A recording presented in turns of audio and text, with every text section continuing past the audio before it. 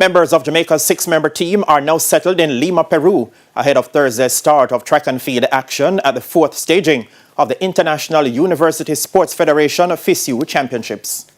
Sprinters Rashid Foster, Jace Witter, DeAndre Daly and Dejon Strawn were the 4 athletes who departed the island on Sunday along with manager Fiona Binns for the championships. They were joined in Lima by sprinter Mark Anthony Daly and javelin thrower Jayano Daly. Foster is looking forward to bettering his current lifetime best of 10.10 seconds in the 100 meters, while Witter is also aiming for some good performances.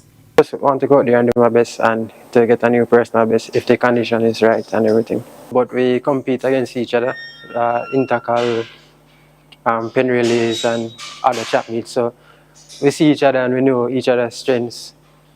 So I know that we can put it together and get it right. My season was good.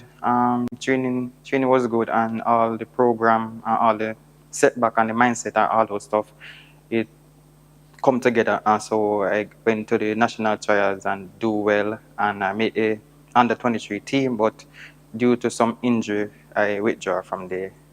Team manager Fiona Binns is also taking a positive outlook into the championships. This year we're fielding 6 athletes from 6 different universities, which shows the growth that we are pushing for athletes within the aspect of development.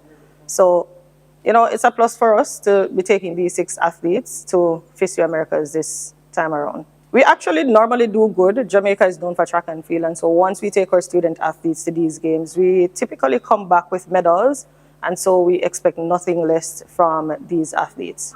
The athletes will bow into action on Wednesday.